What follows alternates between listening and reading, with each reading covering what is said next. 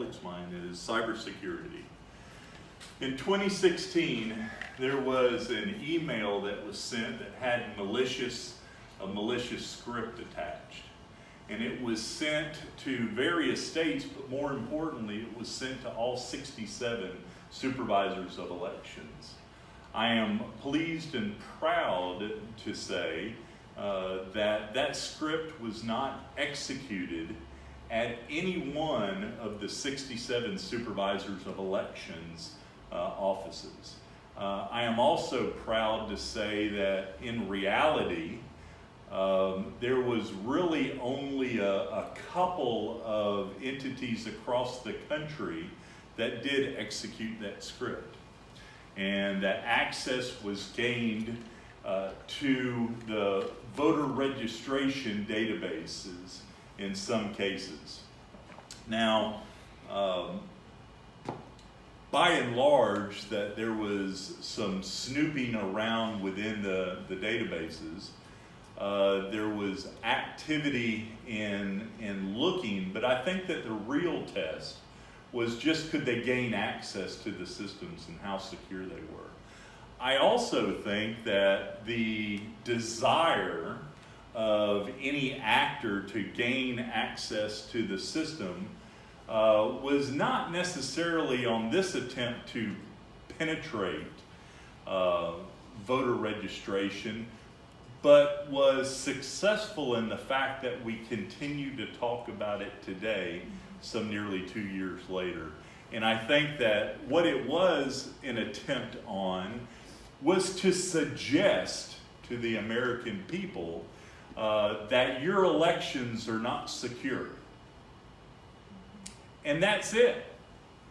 I truly believe that, again, by virtue of the fact that we're still discussing that they were successful in that activity. Again, pleased to note that the media, and unfortunately you, interpreted that attack to where democracy, the election process in general, was somewhat tainted or could be tainted. And so I really need you to repeat after me. The voting tabulation system,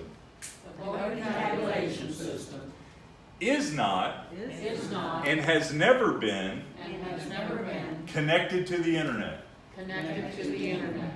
If you learn nothing more today than that, and furthermore to profess that out into the public, because it's important for not only you to know, but for the general public to know, that the tabulation system is a closed network. It is not connected to the outside. As a matter of fact, if you've had the opportunity to come to my office and to tour my office, you'll see that the tabulation room, I call it the Holy of Holies. The tabulation room is encased in glass. And as a matter of fact, you can actually stand on the outside of my building and look all the way through the training center into the tabulation room and see what's going on. It also requires two-person control at all times. If anybody's ever going to be in there, it's going to be two-person control at all times. As a matter of fact, the elections process is two-person control. There's locks, there's seals, there's a lot of security measures that prevent the tabulation equipment from ever being breached. As our election workers would know, that when you come in at the first point at 6 o'clock in the morning, I preach it often, the reason why we pay election workers is because we ask a lot of you. And when you come in at 6 o'clock in the morning, the first thing you do as a group is you compare the serial numbers on all of the seals to the serial numbers that are on the documentation to ensure that they match, to ensure that the equipment has not been tampered with. And so two-person control and custody controls is a main reason why your equipment is secured.